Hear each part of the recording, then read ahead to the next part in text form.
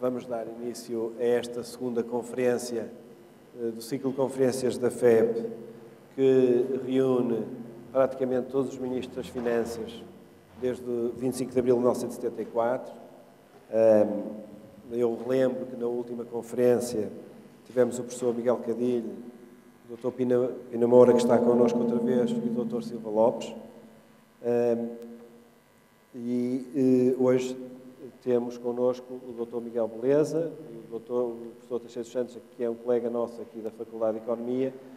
Está para chegar neste momento o professor Braga de Macedo, que se atrasou um pouco e que nós, face à última conferência, que se atrasou muito para lá da hora prevista, decidimos começar desde já o debate.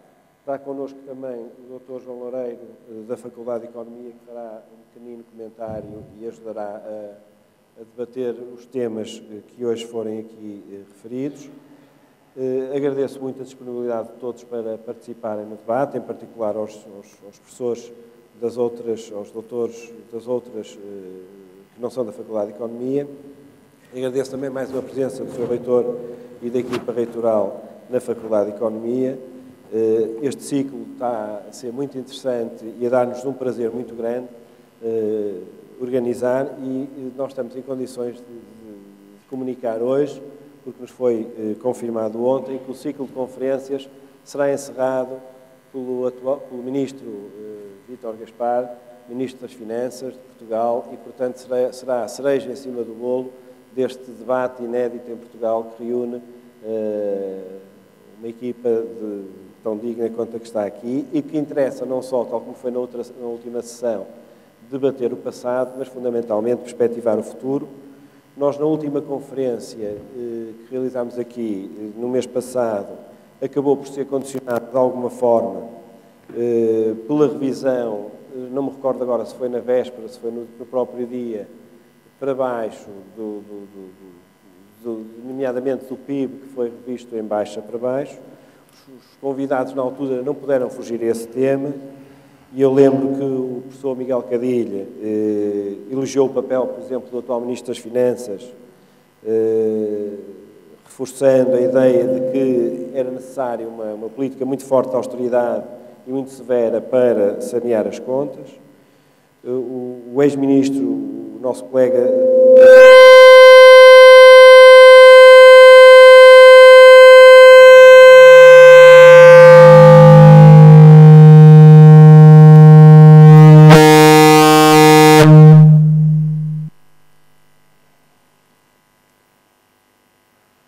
O professor Silva Lopes, na altura, em face das notícias do dia, não conseguiu fugir ao tema e defendeu que Portugal deveria ter a necessidade de voltar a pedir ajuda externa e também afirmou que, por exemplo, Portugal não tinha condições para baixar os impostos.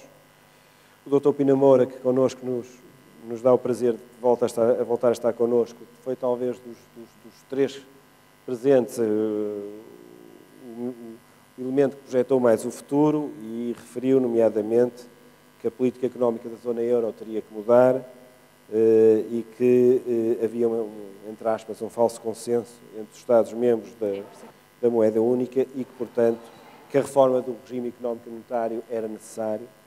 Foi mais ou menos as ideias, de forma muito sintética, que ficam da última conferência, que hoje poderão ser ou não referidas, e nós organizarmos da seguinte forma: a primeira pessoa a falar será o professor Miguel Beleza, entretanto, se chegar a tempo, será o professor Braga de Macedo, e o nosso colega daqui da faculdade, não só por ser da casa, mas por ser um ministro que foi há mais curto tempo de espaço, será o último a falar, e depois então o professor João Lareira fará uma pequena nota e iniciaremos um debate sobre estas e outras ideias para o futuro do país e sobre o próprio passado. Então, se for assim, eu dava já a palavra ao Sr. Miguel Beleza, se quiser dirigir-se por aqui. Muito bem. Bom, antes de mais, muito obrigado. Eu agora cabe realizar que sou o decano dos ex-ministros, o que é curioso e significa que sou um pouco mais idoso, mas, em qualquer dos casos, eu confesso que vim aqui com alguma apreensão. porque estava-me a lembrar daquele episódio da Bíblia em que o Herodes manda juntar todas as crianças do sexo masculino, em que o Stalin mandou juntar todos os oficiais generais polacos, para depois, naturalmente, lhes fazerem o merecido, ou pelo menos o que muitos contribuintes acharão perfeitamente merecido. Antes de me adiantar, e não vou falar muito mais, deixem-me aproveitar a ocasião para exprimir o meu grande apreço, a amizade é comigo, mas aqui ao meu amigo Fernando Teixeira dos Santos. Ele não precisa para nada da minha homenagem, mas eu vi uma outra referência que me parece insuficiente, inadequada, e agora que estou em público, mais uma vez, enfim, as minhas palavras valem pouco, mas são sentidas e mais.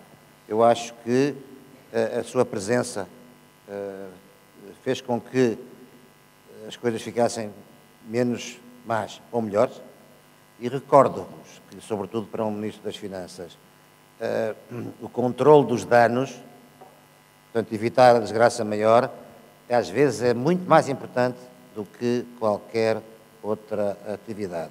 E, nesse caso, aqui estou. Fernando, muito obrigado. E como digo, a minha amizade não tem nada a ver com isto. Isto é a minha convicção enquanto cidadão e enquanto economista. Economista de trazer por casa, mas economista não obstante. Eu já há algum tempo não tinha o prazer de aqui vir, e por isso agradeço o convite que me fizeram. Foi uma sorte ser antigo ministro, então se calhar nunca mais me convidavam, porque a última vez que me convidaram, calculem vocês, Portugal tinha crédito nos mercados internacionais e o Futebol Clube do Porto ganhava as competições europeias mais importantes. Isso significa que já foi há um tempo considerável, mas eu pensei que talvez a minha vinda aqui pudesse ser um bom prenúncio, não propriamente por uma questão de causalidade, mas por uma questão de correlação que convinha que se mantivesse. Eu vou cingir muito estreitamente aos três assuntos que estão aqui enunciados para que nós nos pronunciemos, até porque gostava muito mais de conversar convosco e aprender com a audiência e com os meus colegas do que propriamente falar eu. O primeiro assunto que nos é referido, se não me engano, é a questão do alargamento.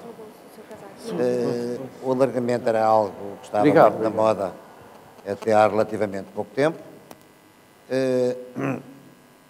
Neste momento está menos e, enfim, a única referência que eu vi recentemente foi sobre deveríamos fazer uma pausa no dito alargamento e depois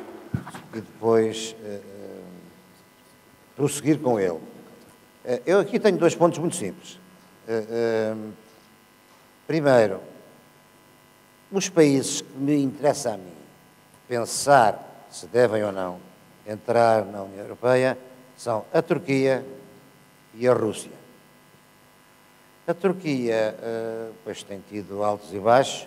Eu aqui há uns anos tive a sorte de me encontrar com um cavalheiro chamado Demirel, que é uma espécie de Mário Soares mais antigo, que é um homem que desde os anos 20 ou 30, tem tentado puxar a Turquia para a Europa, um bocado como o Ataturk.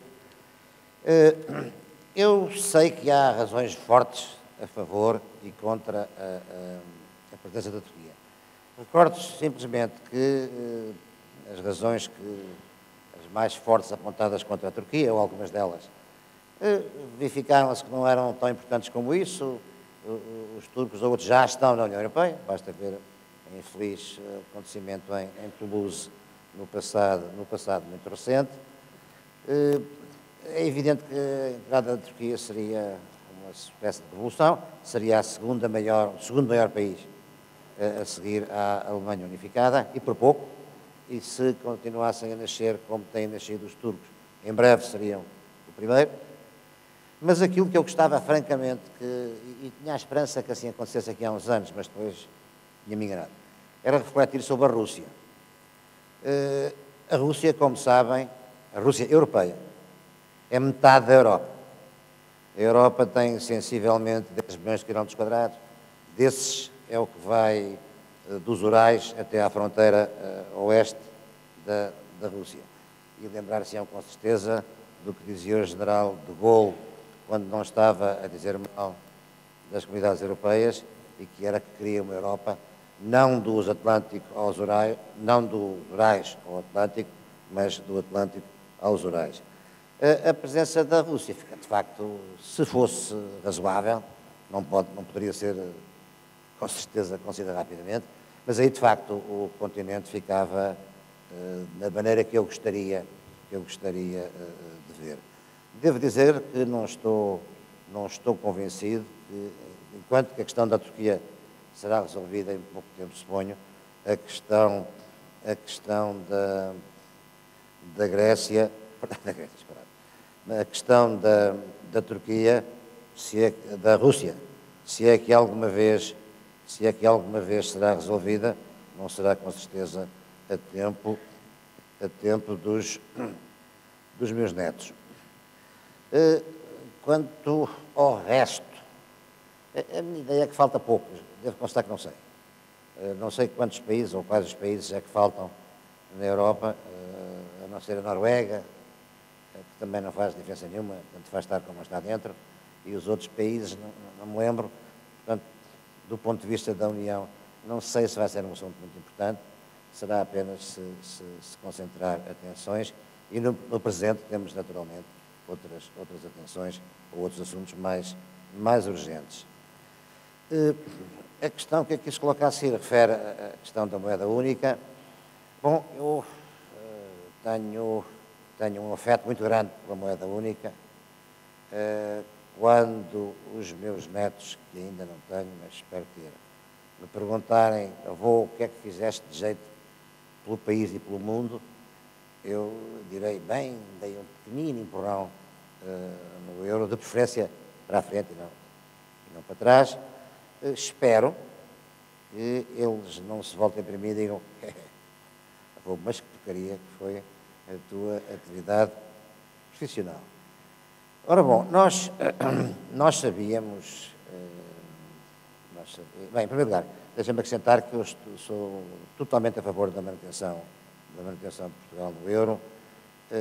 Consigo imaginar por onde é que quebraria o elo mais fraco se algum país tivesse que sair do euro. Na minha opinião, seria a necessidade, depois de não ter possibilidade de obter receitas, o Estado ter que voltar ao Banco Central, o que evidentemente seria uma infração e, portanto, teria que sair. É por aí que eu vejo mais facilmente este problema.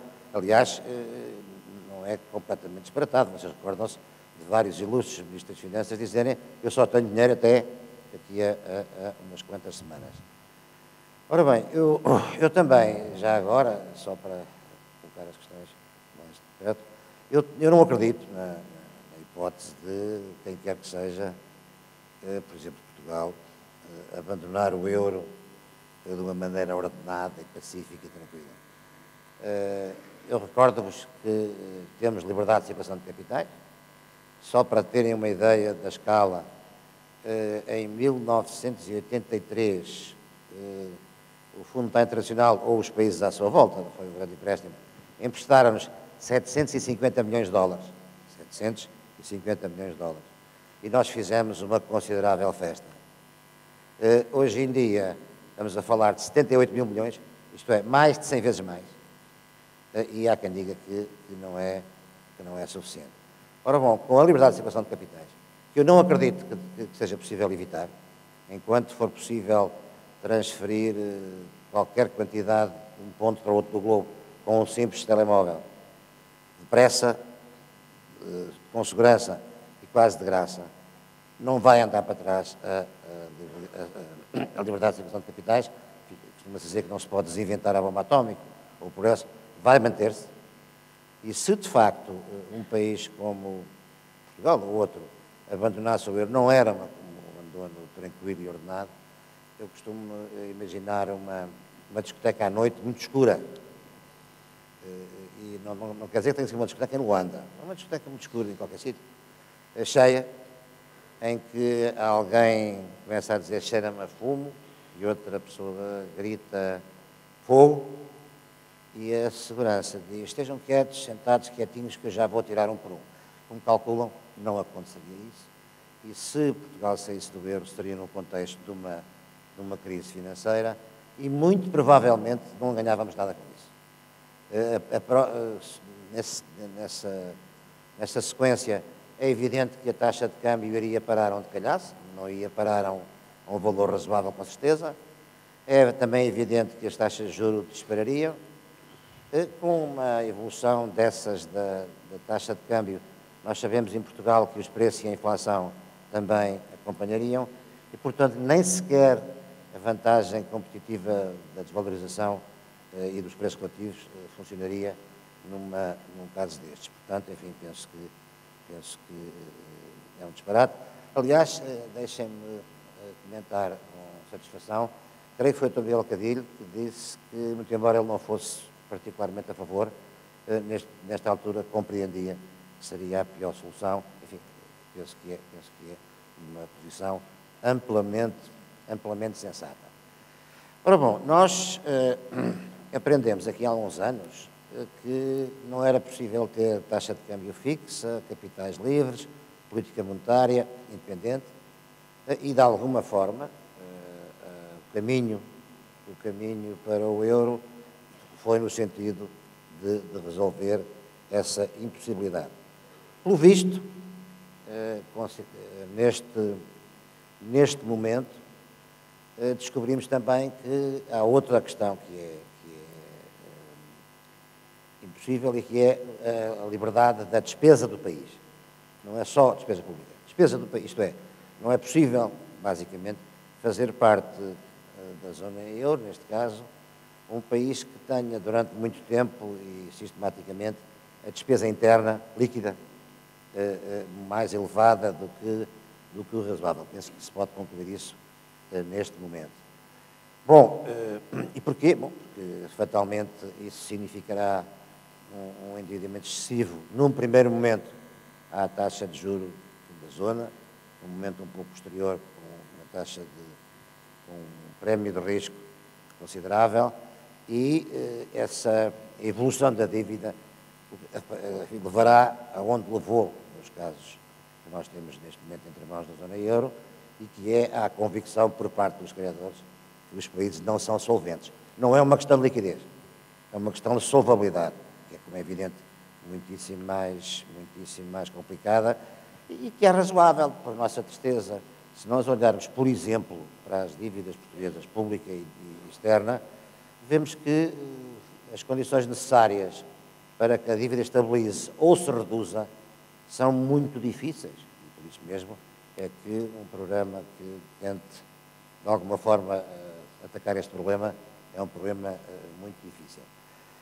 É evidente, penso eu, que para atacar este problema da despesa, as autoridades, já que não têm política monetária, só poderão fazê-lo via política orçamental e pouco mais.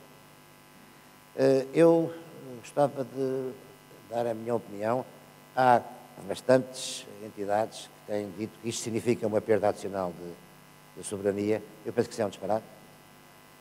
Enfim, eu vi com as minhas mãos que a soberania é um conceito muito pouco útil, quando o Banco de Portugal podia alterar as taxas de juros, por exemplo, mas as consequências eram tão más, se fosse contra o que estava estabelecido, que tínhamos que voltar para trás imediatamente.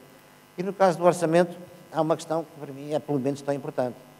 Nós estamos, ou estávamos habituados no tempo do sistema monetário europeu, à consideração que as taxas de câmbio são questões de interesse comum.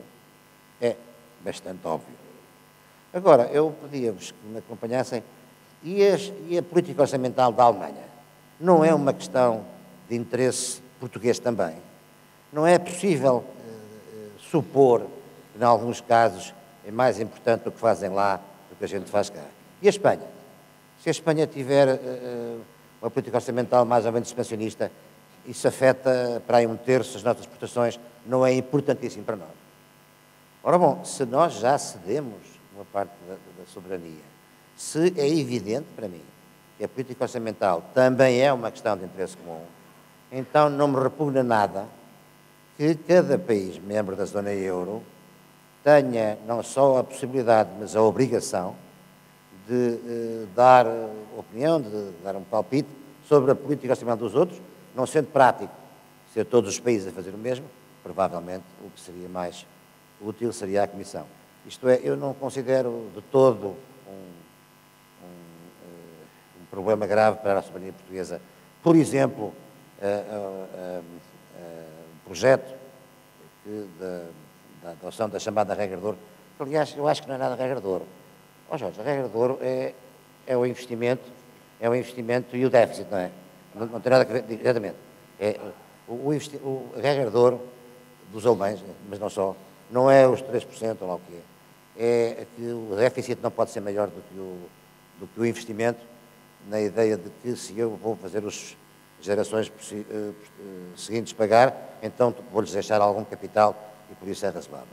De qualquer forma, já agora deixem-me acrescentar, o meu único problema em relação à eventual inclusão na Constituição é que, se for mais um artigo que não tenha consequências se não for cumprido, talvez não valha a pena.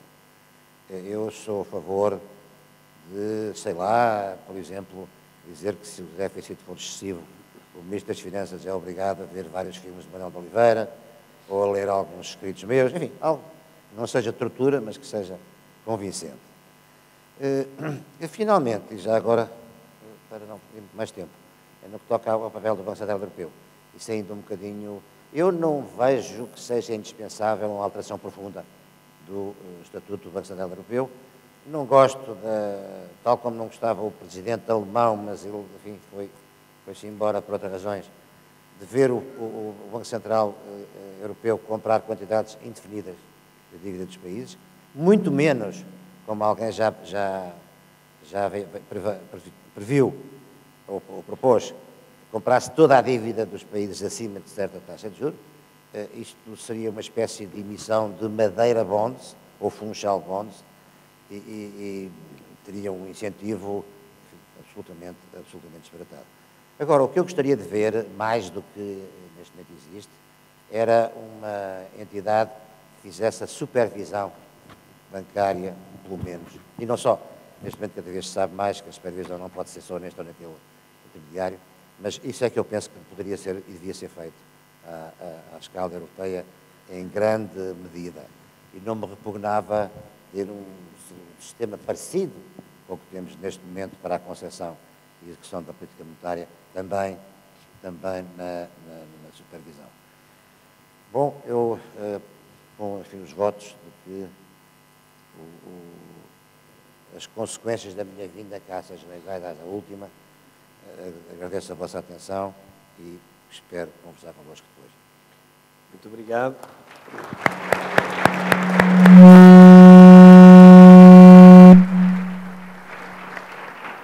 Muito obrigado. Nós combinámos, o professor Jorge Braga de Macedo, a quem eu agradeço desde já a disponibilidade, sabendo que teve a dificuldade de chegar a horas e o esforço que fez para vir aqui ao Porto, que agradecemos muito. Combinámos há bocadinho que seria o segundo palestrante e, portanto, se nos der agora então o prazer da sua comunicação, poderá apresentar em PowerPoint se entender conveniente.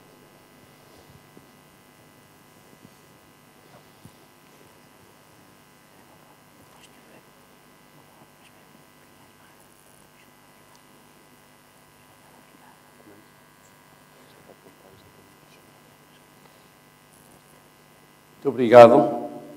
Lamento o atraso, foi devido à ineficiência que não foi só minha, e peço desculpa em especial ao meu predecessor, quer nesta sessão, quer no cargo que ocupamos e que nos trouxe hoje aqui a esta cidade tão linda. O meu avô nasceu em Gaia, mas eu costumo dizer, eu sei que é politicamente inconveniente, dizer que Gaia e o Porto São Mendes, mas visto de Lisboa há uma certa proximidade. Portanto, eu tenho uma parentela portuense. Trago aqui um argumento, uma novidade, entremeadas por 5 ilustrações. O argumento é a ideia portuguesa da Europa, baseada na duração e na situação. A novidade é o Conselho Estratégico para a Internacionalização da Economia, com 10 membros, que funciona na PCM. Miguel, sabe o que é? Claro, não sabia também. Muita gente poderá não saber, é uma novidade, como eu ilustrarei. E as ilustrações são exatamente sugestões que relacionam o argumento com a conclusão. Eu julgo que, pelo menos é a minha intenção, que esse relacionamento encerre lições para o futuro da Europa no mundo. Afinal, eu vejo assim a ideia portuguesa da Europa. Então,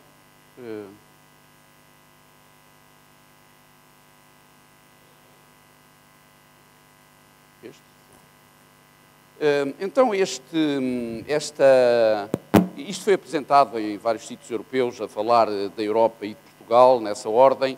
Pareceu-me aqui apropriado falar da Europa a partir de Portugal e, portanto, enfim, evidentemente que a língua não deve fazer-nos estranhar. O ponto aqui deste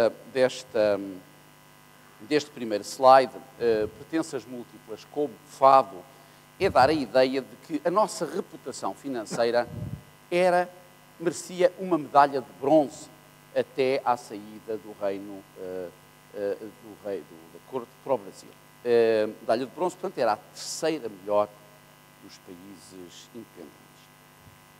E depois também mostrar outro aspecto que leva a falar da ambiguidade estrutural da nossa ideia, não só da Europa, mas de nós próprios, que é a circunstância do que nos levou à moeda única e a pequena contribuição que alguns de nós deram, pelo menos ao início, aquilo que se chamou uma mudança gradual do regime económico cambial para a estabilidade e a convertibilidade da moeda, começou por uma medida pública que não era financeira, a revogação da emenda constitucional que permitiu fazer privatizações, e uma medida financeira que não foi pública, que foi uma declaração do ministro Miguel Cadilho ao Ecofin em 1989.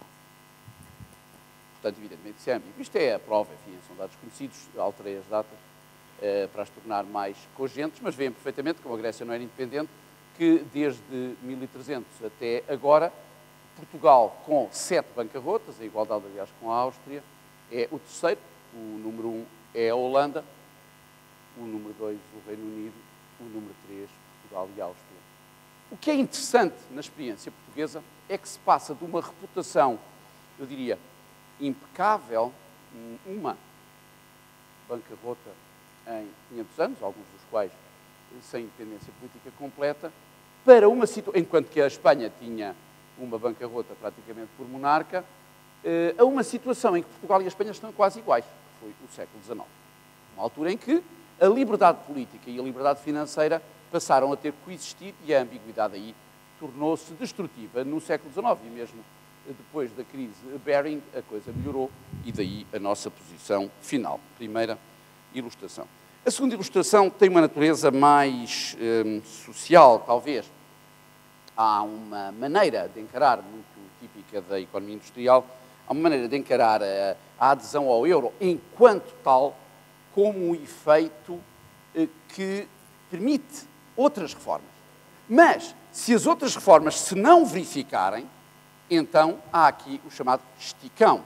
O esticão do euro, como eu lhe chamei, em 98. É a consequência das reformas que o euro permite, que o tal regime de estabilidade e convertibilidade cambial permite, não serem levadas a cabo, por razões, evidentemente, que poderemos debater. Mas aqui não é isso que me interessa fazer. O que me interessa fazer aqui é recuperar aquela famosa divisão do modelo social europeu em 4 variantes, devido a André Sapir, ele apresentou. É raro economistas apresentarem trabalhos de fundo em reuniões do Ecofin, nós podemos dizer isso. Estão aqui os 3 únicos ministros portugueses que presidiram ao Ecofin e podem confirmar, julgo eu, que nunca encomendaram a nenhum economista, nem a eles próprios, fazer uma dissertação. Isso aconteceu na presidência socialista inglesa de 2005 e pediram ao André Sapir, que então falou nos tais 4 modelos sociais europeus. Ele atualizou essa análise recentemente e, como se lembram, ele usava o modelo social europeu através da combinação entre a eficiência com a qual se consegue lutar contra o desemprego, lutar contra a pobreza e a justiça. Portanto, para ser eficiente, às vezes é preciso ser um bocadinho menos justo, para ser mais justo, às vezes é preciso ser um bocadinho menos eficiente. É assim que os economistas raciocinam. Ora, vejamos então o que é que se passa nos tais 4 modelos que ele identificou nessa altura, em 2005, o trabalho, aliás, vinha um bocadinho antes. Há o modelo continental, que tem uma baixa eficiência, mas uma alta equidade, ajuda-se imenso, os que de ajuda precisam. Há o modelo anglo-saxónico, que é eficiente, mas não é muito equitativo. Há ali pessoas pobres a quem se diz tough luck. E depois há 2 modelos, onde não há trade-off.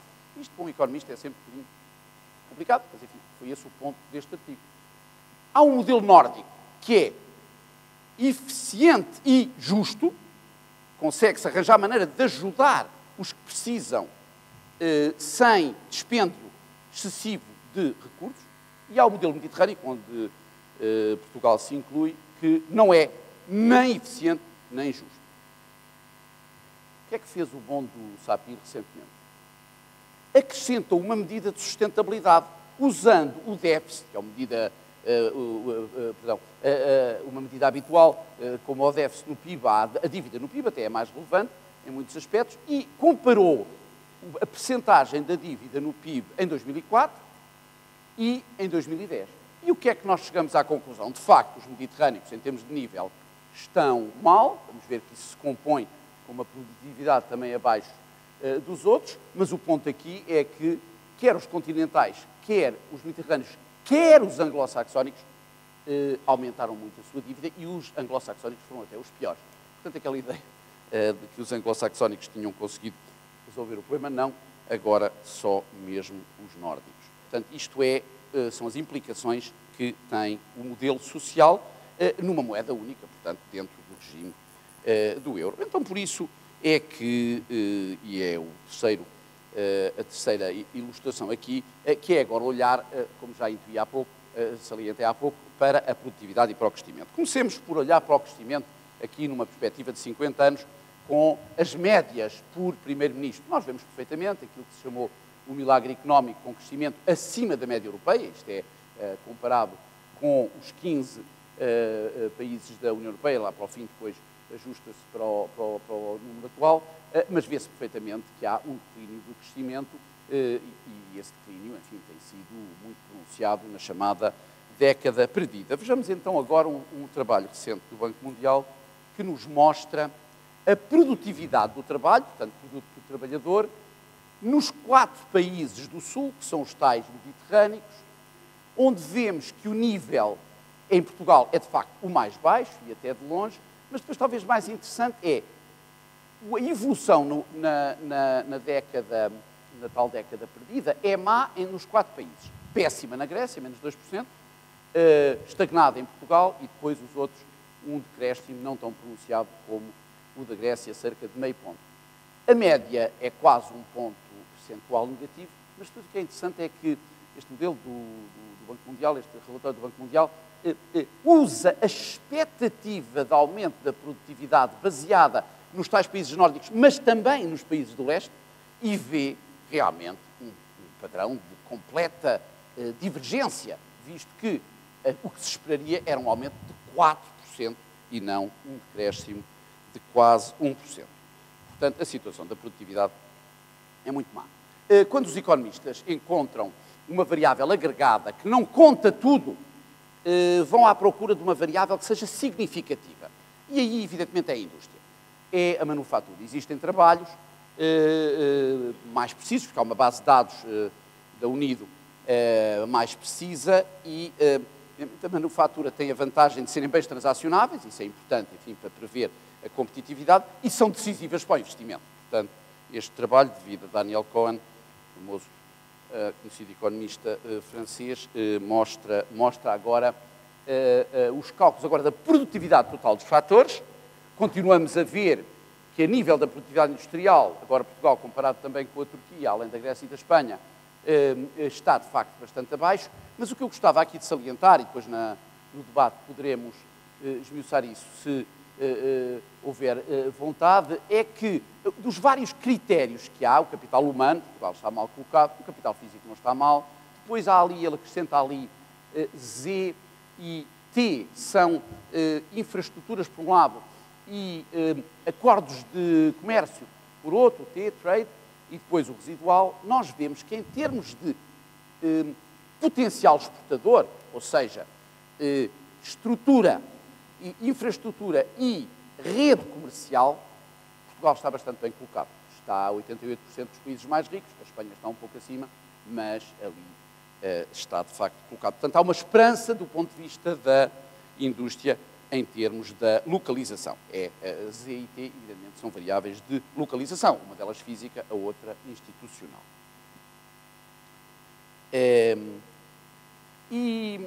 As ilustrações foram estas, vou agora construir então o argumento. O primeiro argumento deve-se a um portuense genuíno, não um descendente. Um homem que nasceu nas Fontainhas, bem ao lado ali da sede, não é? Da universidade. Da sede da universidade. E da sede também. A correção a todos os títulos relevante, que é o João Santos. Ele tem um perfil interessante, foi engenheiro, começou engenheiro, tem uma atitude de negligência benigna relativamente aos economistas e é professor de prática na Sloan School, que é, como sabem, a escola de negócios do MIT. Ele desenvolveu o conceito da empresa metanacional, que é um conceito que está ligado a ele e que muita gente utiliza e que ele, num grupo de trabalho que preparou esta tal novidade que eu vos trago aqui, a Comissão Estratégica para a Internacionalização da Economia, nos convenceu a todos que, de facto, as pessoas metanacionais, que são as pessoas que, no fundo, podem viver num país, mas percebem outro país e podem construir uma empresa, e ele dá o exemplo do vinho do Porto como uma empresa metanacional antiga, da Via Verde como empresa metanacional atual, da Embraer, enfim, se calhar conhecem, não posso também falar muito aqui, mas o que digo é que esta questão de promover o metanacionalismo é um aspecto também que está na base daquele programa Contacto que o antigo ICEP inaugurou e que continua a existir. Portanto, isto é, digamos assim, uma característica que Portugal pode adquirir, que já tem, mas que se calhar negligenciou ao longo dos últimos anos. E depois um outro problema, que é um problema técnico, mas que eu julgo muito importante salientar aqui, é que, evidentemente, o problema da balança de pagamentos não desapareceu da zona euro. E o meu querido mestre Penticuri, que já morreu, lembrava isso com muita insistência ao querer criticar a visão que ele chamava de monetarismo popular, que dizia que deixava de haver problemas de balança de pagamentos. Isto eu digo aqui, mass or miss, eu espero que isto não seja demasiadamente críptico. Mass é as lições de Massachusetts para a União Monetária, que foi um trabalho que Paul Krugman apresentou, foi o equivalente aqui do Ecofin, apresentou numa conferência do Banco de Portugal quando eu estava no governo, e foi na altura que disse que a lição de Massachusetts é que era preciso uma solidariedade, como havia em Massachusetts, para atenuar os problemas de uma recessão. Portanto, ele demarcou-se completamente da ideia da zona monetária ótima à la Mandel e chamou mais a atenção para a solidariedade, que ela seja de união ou de outra forma é outra questão, mas essa é a lição do Massachusetts. A lição do Mississippi é o discurso de posse do atual vice-governador do Banco Central Europeu. E eu, é claro, tinha isto a pensar, porque eu inicialmente pensei que ele estaria aqui nesta conferência. Portanto, o Miss aqui não é Miss Constâncio, também é Miss Constâncio, saudades de Constâncio, como é evidente. a fazer aqui uma graça pesada. Mississippi, portanto, de facto, ele não está aqui, mas é uma visão que povoou um bocadinho a visão de alguns governos portugueses da altura. E estará aqui, com certeza, quem os defenda melhor que eu. Agora, o que é certo é que, se nós usarmos um critério de apreciação real através do nível dos preços por grosso, nós chegamos a um número que é muitas vezes referido, que nos dá não só o nível do déficit dos países Grécia, Itália, Portugal, Espanha e Irlanda, gípsias, de 20% a 30%, mas equivalente, de certo modo, em percentagem do PIB europeu, do PIB da zona euro, perdão, ao excedente alemão. Portanto, há aqui um ajustamento interno à zona euro, que é inteiramente aberta, mas que precisa de ser efetuado. Há uma transferência de riqueza que tem que existir e que, como sempre, quando há ajustamento da conta corrente, a riqueza acumula-se no país que tem excedentes e diminui no país que tem déficit. É a regra de Cury. A regra de Cury é que a velocidade é aquela que exige a desvalorização nominal ou real do câmbio. E depois tenho aqui umas contas não são tão recentes quanto possível, porque os dados de março de 2012 ainda não chegaram a estas, lá pelo menos lá à nova, que é,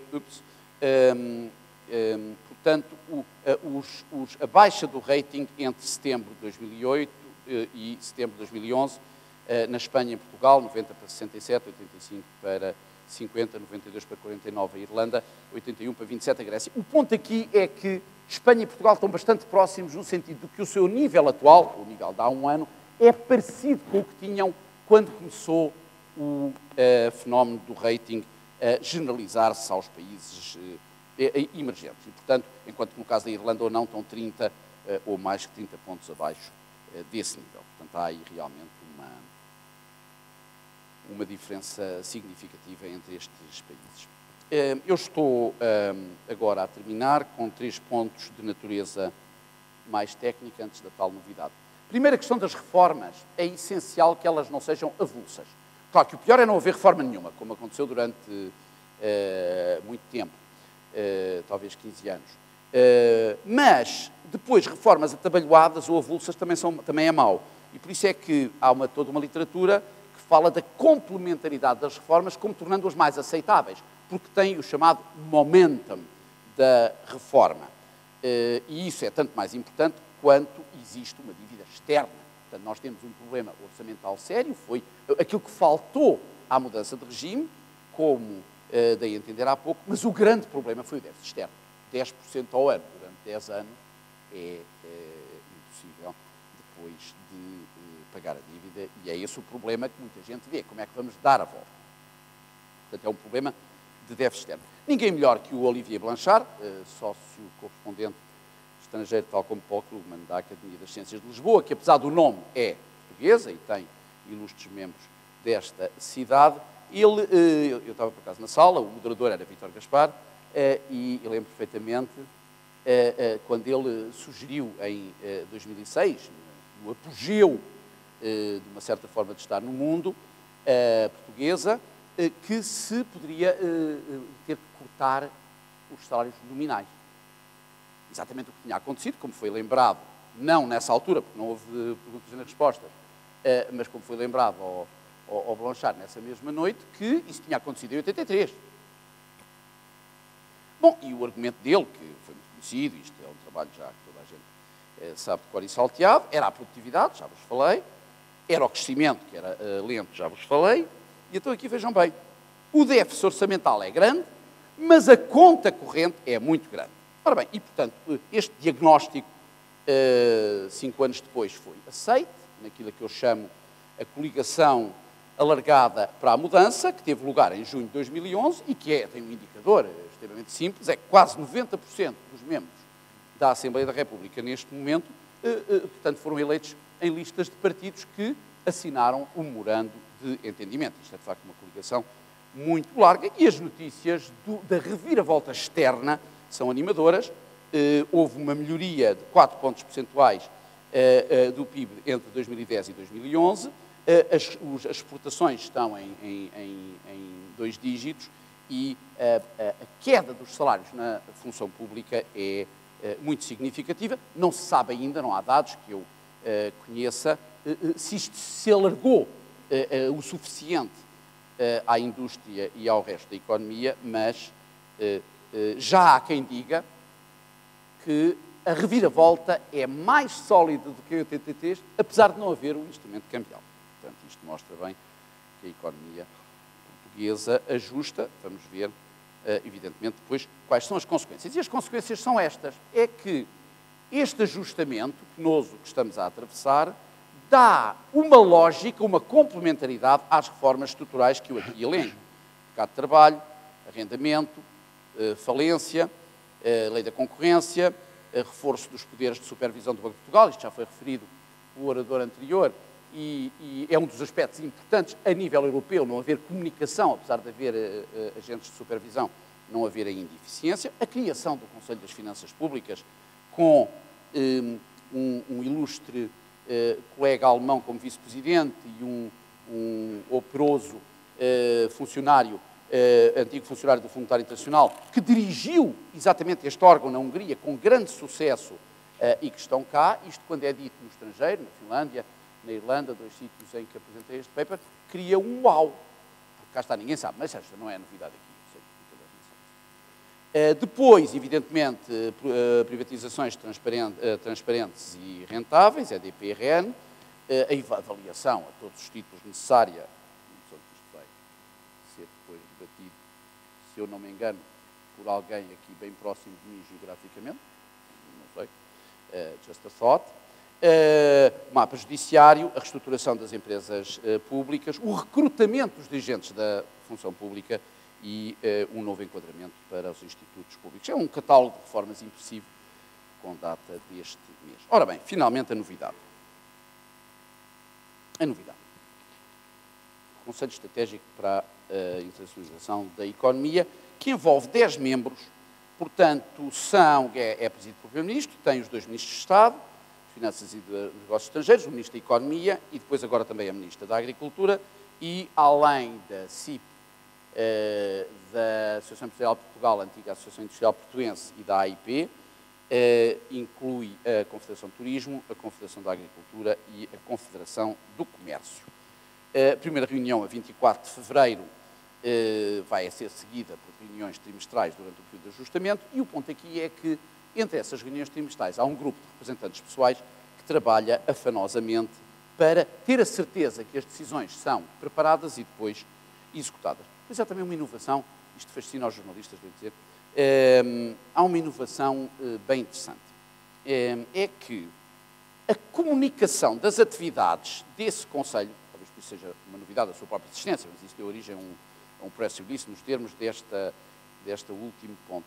A comunicação foi dada ao Presidente, que é o Primeiro-Ministro, e a ideia é que essa comunicação seja profissional no seguinte sentido. Mostrar uma visão positiva e verdadeira dos portugueses. Cá está, a ideia portuguesa da Europa implica, João Santos lembrar-nos-ia isso, também uma ideia positiva dos portugueses. Mas o positivo dos portugueses, o spin de outro tempo, não muito recuado, isso não. Tem que ser verdadeira, mas positiva. Portanto, há aqui um trabalho profissional. Há aqui um trabalho profissional e é um trabalho que é para investidor entender. Pessoas, para os contribuintes, para os sofridos contribuintes nacionais, como todos entendem, mas também é preciso mudar, fazer uma narrativa que seja perceptível lá fora.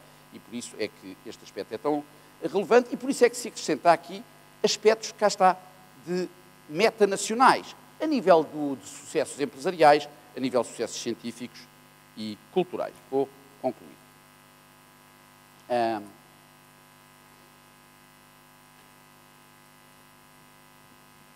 A importância deste Conselho é que dá uma lógica de abertura sustentada a nível dos bens, dos serviços, dos ativos, do investimento direto de empresas portuguesas no exterior e vice-versa, a muitas medidas que são internas. Portanto, liga, é realmente para abrir. E depois, então, através dos representantes pessoais, que é uma figura europeia que é bem conhecida, há de facto aqui a ideia de uma implementação, uma concretização rápida. Portanto, haver uma responsabilização dos ministérios envolvidos, finanças, negócios estrangeiros, economia, agricultura, como já disse, e um buy-in, como se costuma dizer, uma aceitação por parte das confederações empresariais mais relevantes.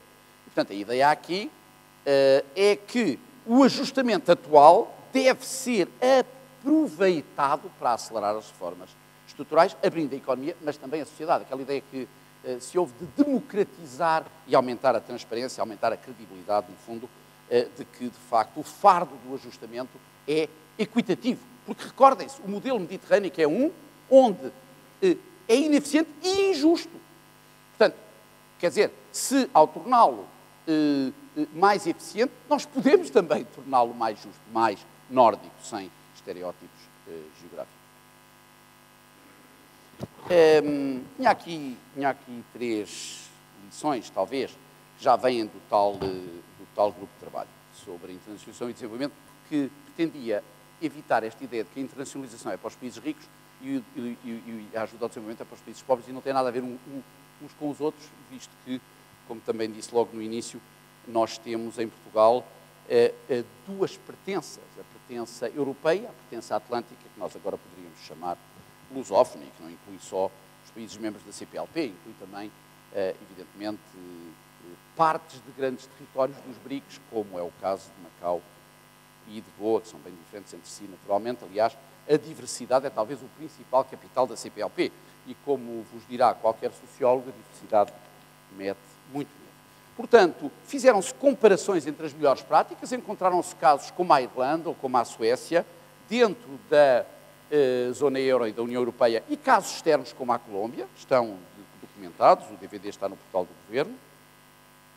Depois aqui um aspecto que é muitas vezes esquecido e que é com ele que eu vou, de facto, concluir.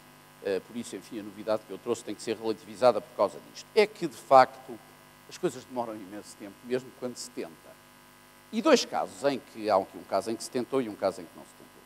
O caso em que se tentou teve a ver com a paridade diplomática.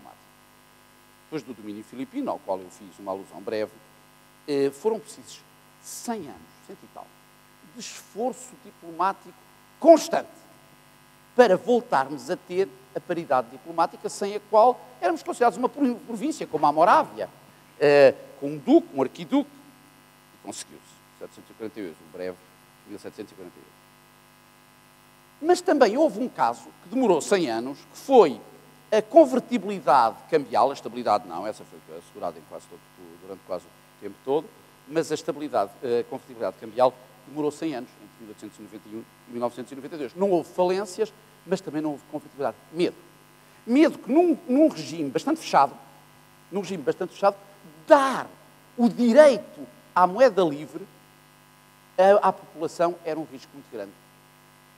É impossível levar isto a sério com o raciocínio de economista, porque os imigrantes tinham acesso à moeda externa.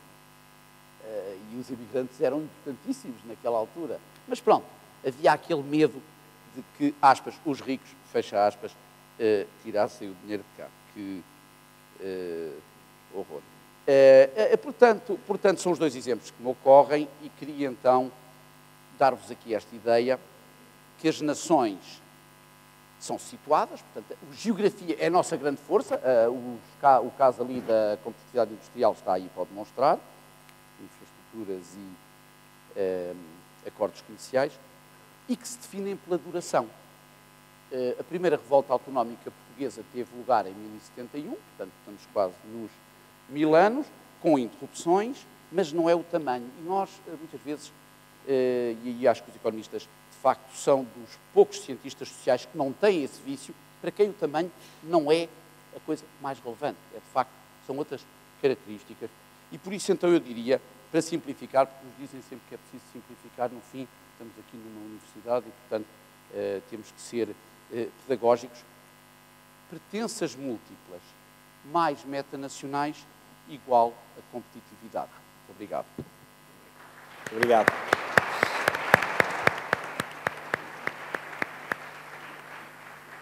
Obrigado. Passava de imediato, Sr. Teixeira dos Santos, se quiser fazer a sua apresentação, se faz favor. uma palavra muito especial aos meus parceiros desta sessão,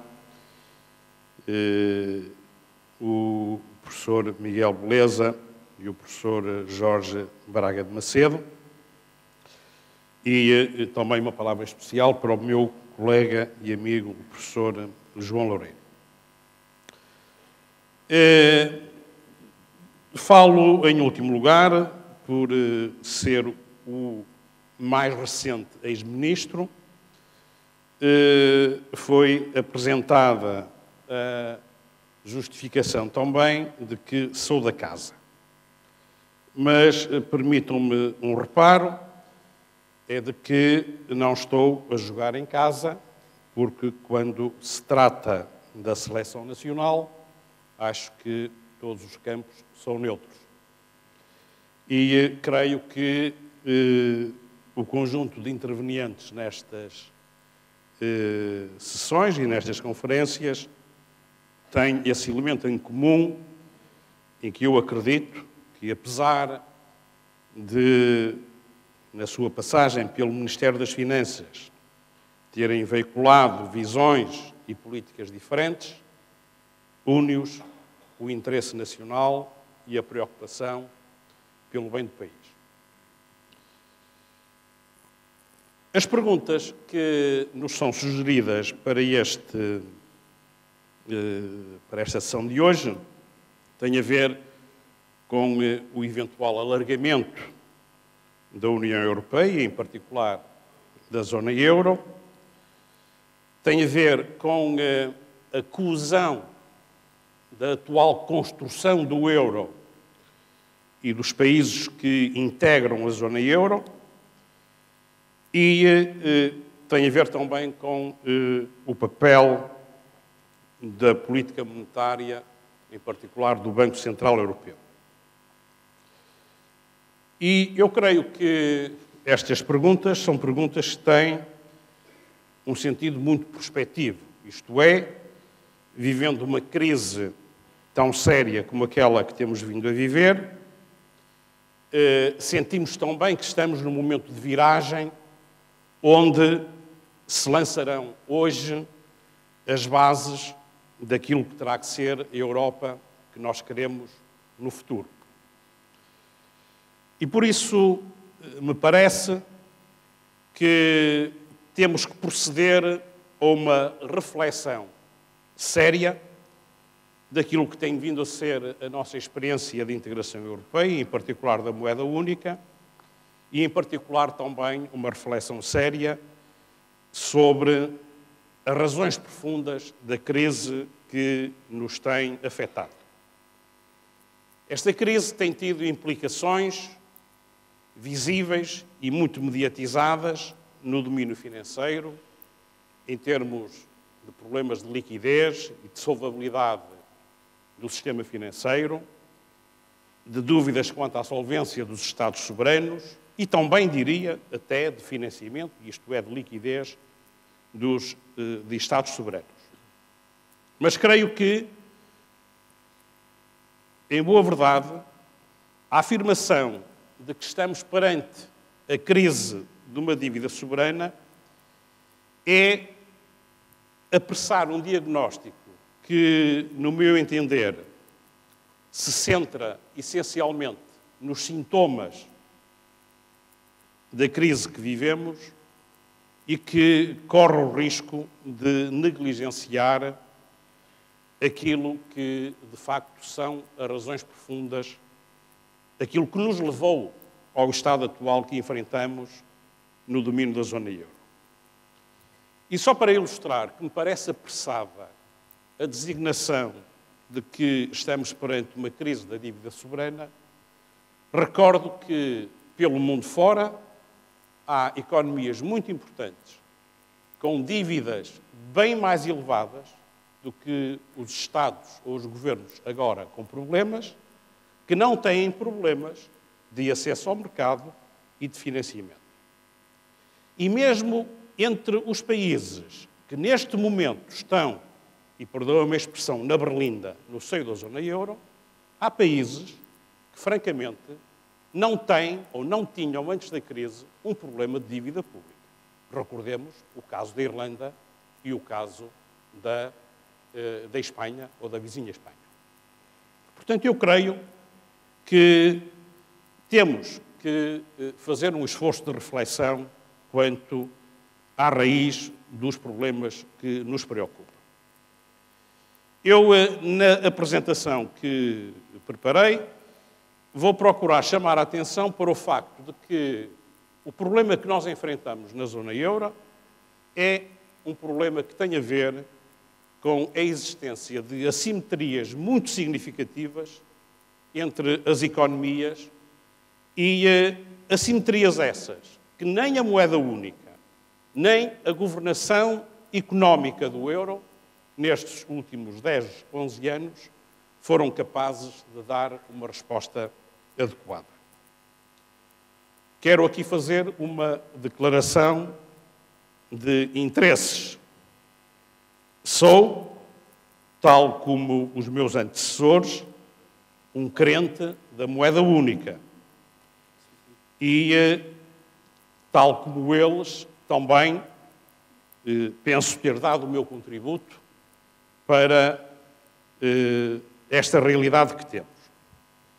Só a título de história, e o professor Braga de Macedo acabou de lembrar o regresso à convertibilidade em 92, recordo que a construção da moeda única começou bem cedo, é uma aspiração antiga no processo de integração europeia, começou com mudanças importantes na condução da nossa política monetária e cambial.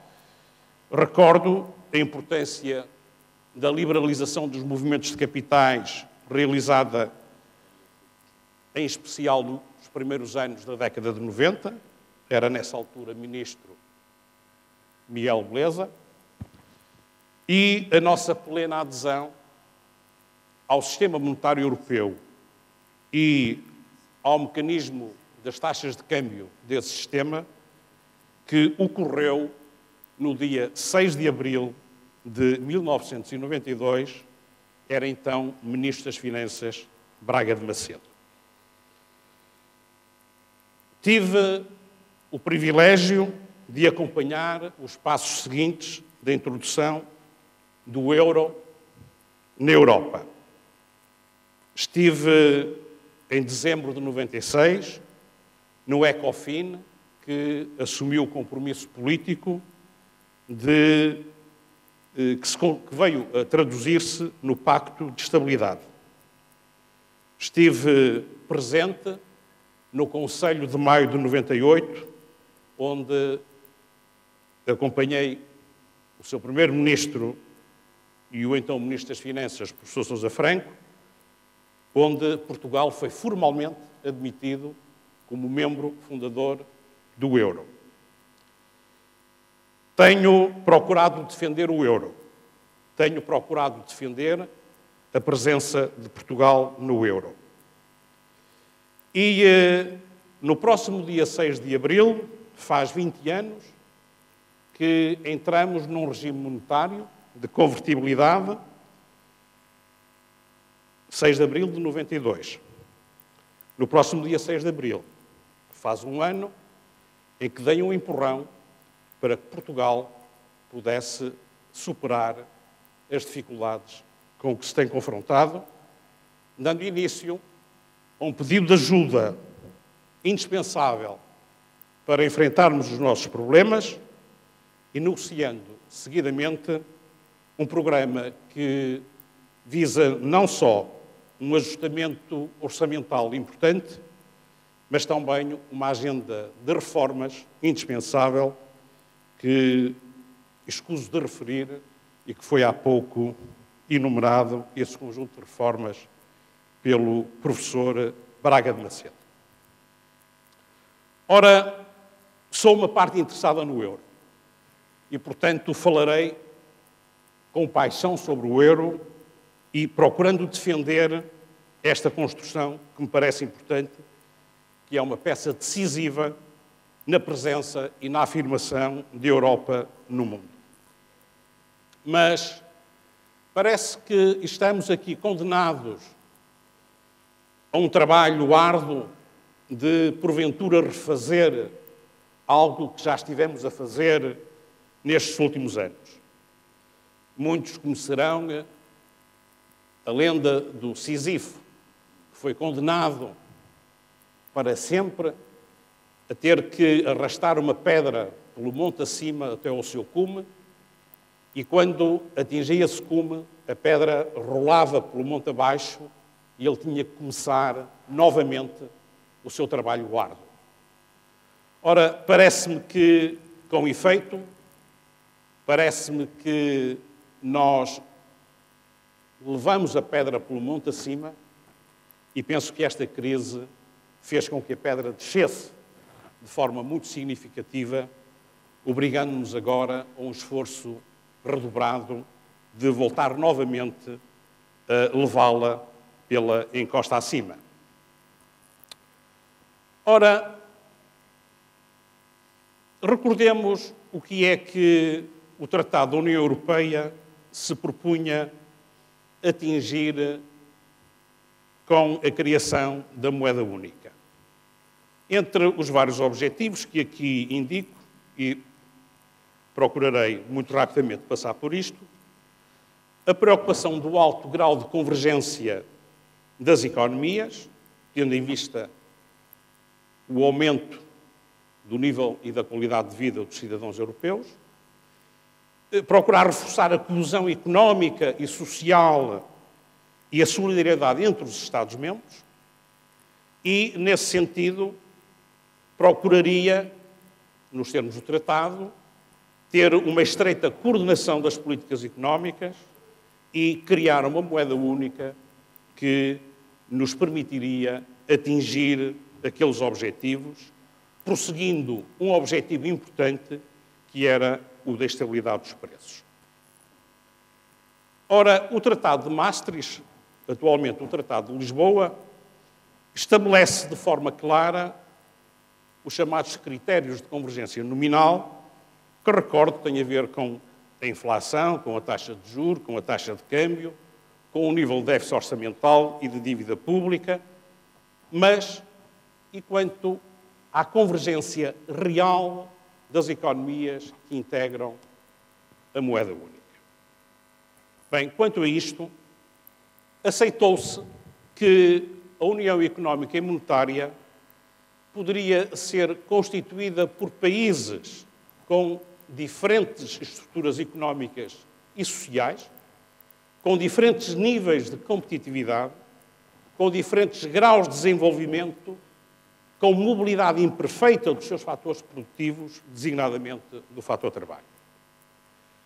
Iniciámos assim uma união monetária que, no conceito de Mundell, não era, de facto, uma zona monetária ótima.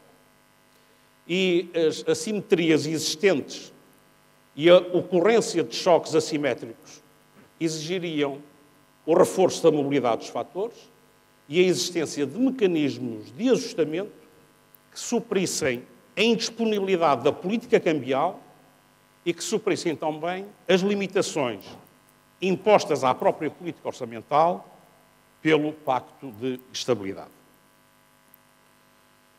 Seria, assim, indispensável prosseguir uma agenda de reformas estruturais, mas também a criação e implementação de instrumentos de ajustamento orçamental que permitissem promover a tão desejada convergência real. Ora, as reformas estruturais acabaram por ficar dependentes da vontade e do empenhamento político de cada Estado-membro, tirando algumas áreas importantes, designadamente no domínio financeiro, onde se avançou de forma significativa na integração financeira e na liberdade e mobilidade do capital. A nível orçamental, predominou a preocupação da limitação do risco que comportamentos orçamentais menos responsáveis pudessem criar sobre a estabilidade dos preços. E subordinou-se a política orçamental à estabilidade dos preços. Não houve a preocupação e muito provavelmente, quero eu crer, a capacidade política na altura de definir um quadro de política orçamental que, sendo simultaneamente um pilar da estabilidade dos preços, pudesse ser também um fator de desenvolvimento económico das regiões menos competitivas e com capacidade de resposta a choques assimétricos. Quero eu com isto dizer, ao deixar a política orçamental exclusivamente nos Estados-membros, nós ficamos desprovidos de instrumentos que hoje se dizem de natureza federal ou federativa, de intervenção e de ajustamento na economia europeia. Predominou a convicção de que a eliminação do risco cambial e de que a estabilidade dos preços propiciariam por si uma reafetação dos recursos que promoveria a redução das assimetrias de competitividade e desenvolvimento existentes. Houve aqui uma certa concepção, eu diria neoclássica, de um ajustamento automático, tendo em vista o que nos levaria à convergência das nossas economias.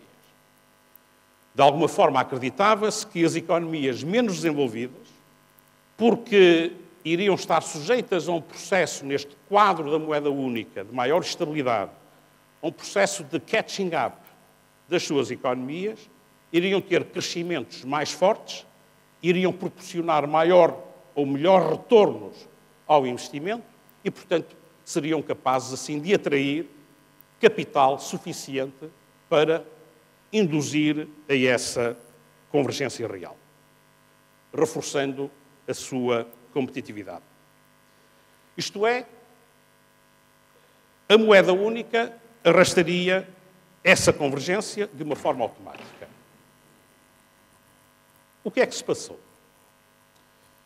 Este gráfico ilustra bem o que se passou olhando para a balança das transações correntes em percentagem do PIB. Pode ser um bom indicador para vermos de que forma a competitividade dos vários países que integravam a zona euro evoluiu ao longo do período de vigência da moeda única até agora. A linha vertical separa o período imediatamente anterior à introdução da moeda única e depois temos os anos de moeda única e, assombreado, os anos mais recentes, profundamente afetados pela crise e pelas medidas de ajustamento à crise. É relevante para a análise que pretendo fazer, olhar para o que está entre a linha vertical e a zona sombreada, antes da crise eclodir.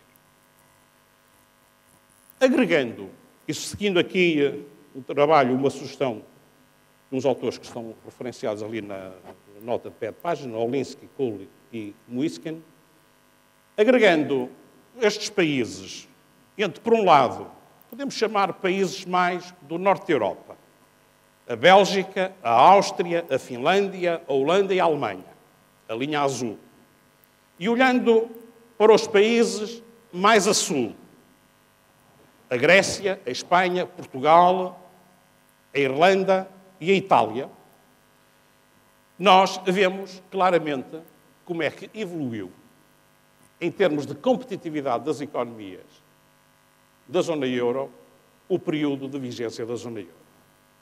As economias do norte mantiveram a sua competitividade, excedentes da sua balança de transações correntes, e as economias do sul viram degradar-se progressivamente a sua balança de transações correntes e a acumulação de déficit das balanças de transações correntes tem uma implicação, que é a acumulação de uma dívida significativa face ao exterior.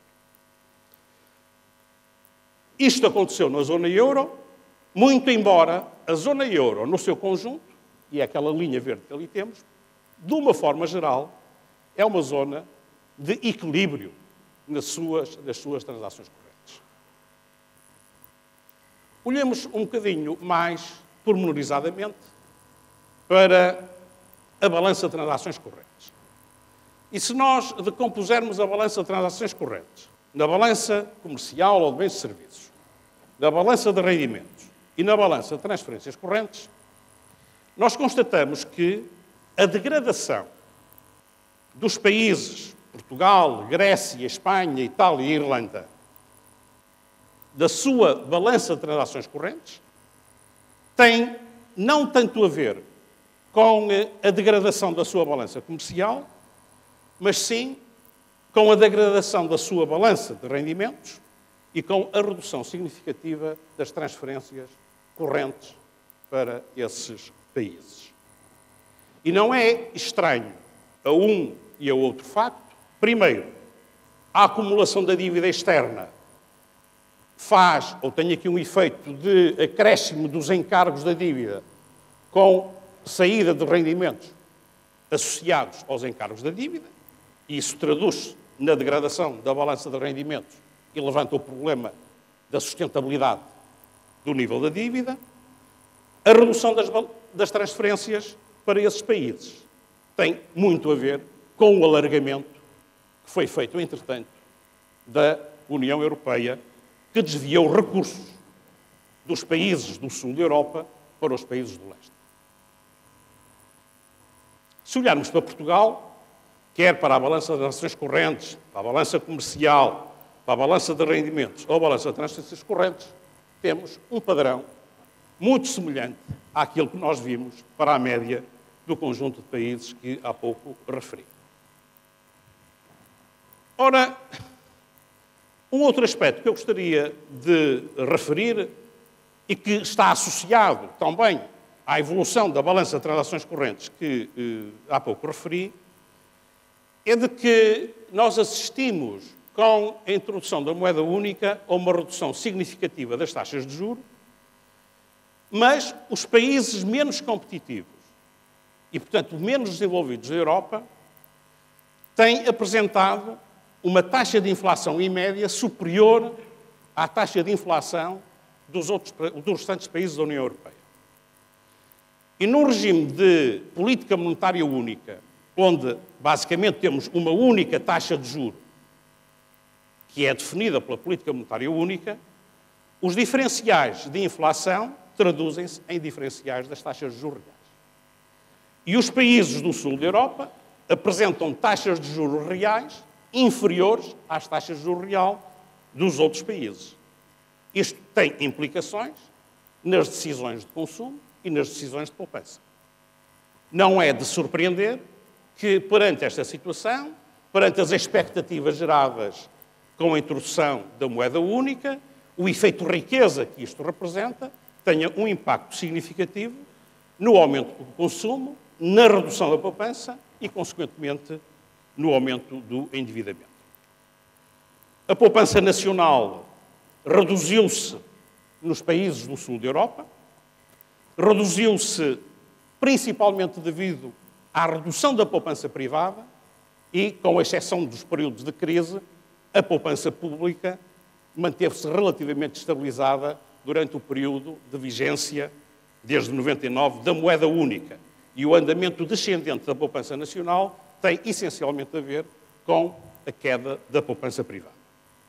Em Portugal, o padrão é muito semelhante, muito embora, há que o reconhecer, a poupança pública tem aqui, de facto, uma influência um pouco maior do que a média que vimos para o conjunto desses países. O aumento do endividamento que daí resultou foi, em grande parte, endividamento privado. E só a título de ilustração, e tendo presente os números fornecidos pelo Banco de Portugal quanto à dívida do setor não financeiro, esta é uma dívida não consolidada do setor financeiro, ela representa, neste momento, cerca de 418,3% do PIB. 2/3 tem a ver com a dívida das empresas privadas e com a dívida das famílias dos particulares. E só 1/3 é que tem a ver com a dívida pública, quer do setor administrativo, quer do setor empresarial. Ora, em termos de convergência, o que é que se passou? Alguns indicadores muito simples. Olhemos para um indicador de produtividade, o PIB por empregado. Olhando para este gráfico, vimos que não houve convergência. Eu até diria, houve até um ligeiro afastamento entre os países que estão em ambas as amostras, estando Portugal, francamente, mal situado no conjunto desses países, com níveis de produtividade ou de PIB por empregado bastante baixos. Usando também indicadores fornecidos pela AMECO, em termos de potencial de crescimento ou de tendência de crescimento, a AMECO dá-nos estas séries, quer em termos de PIB potencial, quer em termos de PIB tendencial. Se nós compararmos o período ou a década antes da moeda única e o período de vigência da moeda única, nós constatamos que o PIB potencial ou a tendência do PIB, o seu crescimento, baixou nos dois grupos de países, mas claramente baixou mais nos países no sul da Europa do que nos restantes países. Ora, a conclusão que eu gostaria de retirar destes elementos é a de que a União Económica e Monetária arrancou com países com grandes disparidades, principalmente ao nível da sua competitividade e da mobilidade dos fatores. Foi dado um enfoque necessário, mas eu diria redutor, porventura, e dominador no que se refere à utilização e à concepção da política orçamental como fator de estabilidade de preços e não como suporte de política económica em geral nas economias, em particular de apoio ao ajustamento das economias menos desenvolvidas. E não houve, de facto, a nível europeu, uma estratégia clara a nível económico e a nível orçamental, coordenada para eliminar as assimetrias existentes que persistiam e persistem entre os países da zona euro. Entendo que a dinâmica, ou resumindo aquilo que há pouco disse, da introdução do euro, as expectativas criadas, a descida das taxas de juros, gerou incentivos para que nos países menos competitivos o consumo aumentasse, a poupança diminuísse e o endividamento, em especial o endividamento privado, tivesse aumentado. O alargamento da União Europeia e a liberalização do comércio foram choques assimétricos importantes para a economia portuguesa. Isso também convém não ignorar. E o próprio comportamento do setor financeiro é um comportamento que também justifica, em grande parte, muita da evolução e da dinâmica, designadamente do endividamento. Por um lado, a alavancagem a que nós assistimos nos mercados financeiros induziu a um aumento significativo da dívida. Dou-vos um indicador que acho que é um indicador bastante sugestivo. No final da década de 90, aquilo a que nós podemos chamar os títulos primários, ações e obrigações no mercado de capitais, representavam cerca de 2 vezes o PIB dos países. E os produtos derivados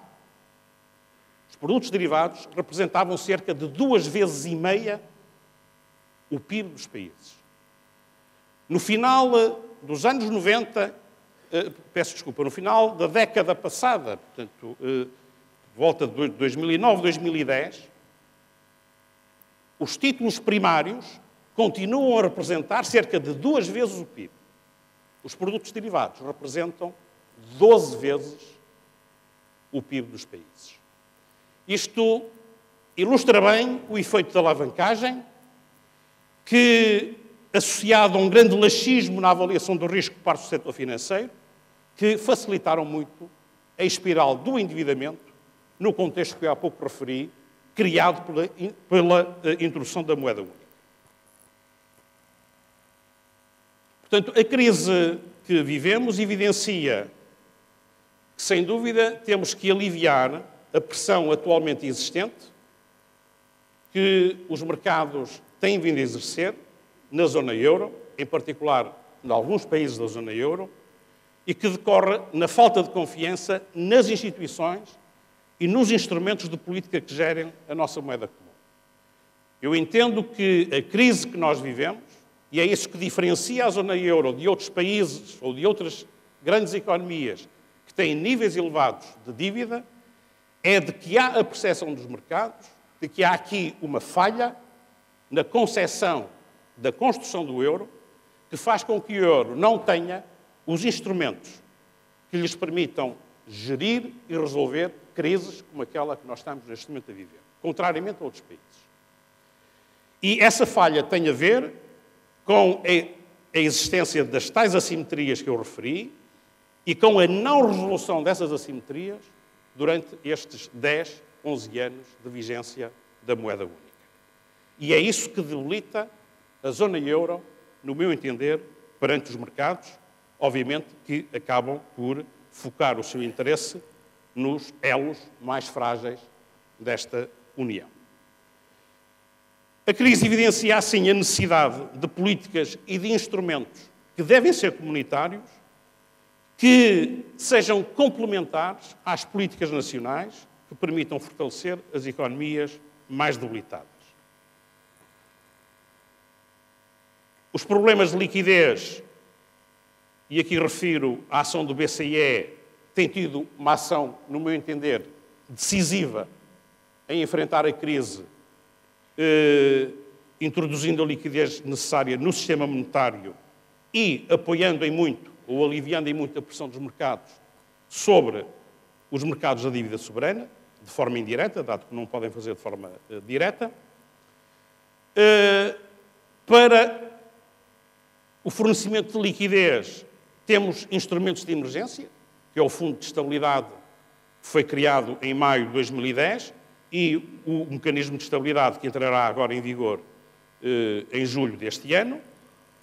E creio que precisamos de ter instrumentos regulares de financiamento soberano que têm a ver, e é importante que se avance, no meu entender, com mecanismos de financiamento comunitário, onde haja partilha de risco e o debate, no meu entender, das chamadas obrigações de estabilidade ou eurobonds. Acho que é um debate que deve prosseguir e entendo ser necessário que se deem passos significativos nesse domínio, porque essa é também uma forma de acalmar o nervosismo dos mercados e de restaurar a confiança desses mercados. Temos problemas de solvabilidade que estão a ser resolvidos com um processo de desalavancagem e de aumentos de capital no setor financeiro e também com o recurso, se necessário, aos instrumentos de emergência que referi anteriormente. Penso que o pilar do crescimento e da competitividade, que foi aquele que falhou durante esta última década, e nesse sentido acho que também tivemos aí uma década perdida, creio que é importante prosseguir com as reformas estruturais, que já foram mencionadas, mas é importante dar passos decisivos na governação económica do euro, porque esse foi o grande falhanço, no meu entender, do quadro institucional que foi criado pelo Tratado de Maastricht, que lançou a moeda única. Há aqui iniciativas importantes e estou inteiramente de acordo com aquilo que o Miguel Beleza há pouco disse, quanto à questão da soberania. Portanto, eu acho que precisamos de partilhar mais as nossas decisões de política orçamental, para além de, no meu entender, precisarmos também de instrumentos de política orçamental comunitários mais fortes que permitam, de facto, uma resposta mais eficaz da zona euro em situações de crise, não só, mas também e, acima de tudo, de apoio ao esforço de convergência que terá que ser prosseguido pelos países menos desenvolvidos. Eu creio que precisamos aqui, de facto, de uma combinação e de uma simbiose forte entre o esforço nacional de implementação de reformas com instrumentos comunitários de apoio que gerem sinergias positivas na mudança que é importante. A crise colocou-nos novamente no sopé do monte, voltamos de alguma forma quase à estaca zero. Temos que discutir hoje aquilo que, no meu entender, já foi discutido há quase 2 décadas atrás, quanto à questão da convergência real das nossas economias. E, tal como Sísifo, teremos que novamente levar a pedra até ao cume do monte. E procurando responder a algumas das questões que são colocadas, penso que mais gente a empurrar a pedra, acho que arriscamos aqui atrapalho, e eu concordo com aquilo que o Miguel Beleza já disse quanto ao assunto, não vejo condições de alargamento. Aliás, acho que parte dos problemas que nós estamos a ver na zona euro tem a ver com o alargamento, quando nós devíamos avançar mais em termos de aprofundamento. E, por outro lado, é importante que estejamos todos juntos neste esforço e que ninguém fique para trás. Acho que a situação que nós vivemos no euro agora, acho que é redutor dizer-se que tem a ver exclusivamente com a indisciplina deste ou daquele Estado-membro da zona euro. Acho que tem a ver com um quadro institucional, com um conjunto de mudanças, com uma dinâmica que foi gerada pela introdução da moeda única, que gerou incentivos económicos e os agentes económicos que reagiram a esses incentivos, levando-nos e conduzindo-nos à situação em que estamos. E, por isso, a solidariedade e a responsabilidade deve ser de todos. Porque a situação a que chegamos é o produto das nossas ações e das nossas omissões e a solução tem que ser, de facto, uma solução que nos deve comprometer a todos. E, portanto, respondo à outra questão, eu acho que saídas do euro, penso que, e também aqui subscrevo o que foi dito anteriormente, penso que não ajudarão a ninguém. Porque acho que, a não ser assim, corremos o risco de novos recuos, nos quais outros poderão ficar para trás, e, no fim, o próprio Sísifo irá aparecer e ficará somente uma pedra na base do monte. E termino, e sei que o Miguel gosta de piadas sobre o Futebol Clube do Porto, acho que estamos perante momentos onde a Europa tem que tomar decisões decisivas para criar um quadro quanto à governação do euro, quanto às políticas, quanto aos instrumentos, quanto às reformas, e um quadro que obrigue mais os Estados-membros a prosseguir com essas políticas. Falhamos no passado, não podemos voltar a falhar. E eu acredito que isso é possível. E acho que estamos na zona euro como está o Futebol Clube de Porto hoje. Vemos que podemos ganhar o campeonato, está ao nosso alcance, só que temos cometido muitos erros que podem deitar tudo a perder. Muito obrigado.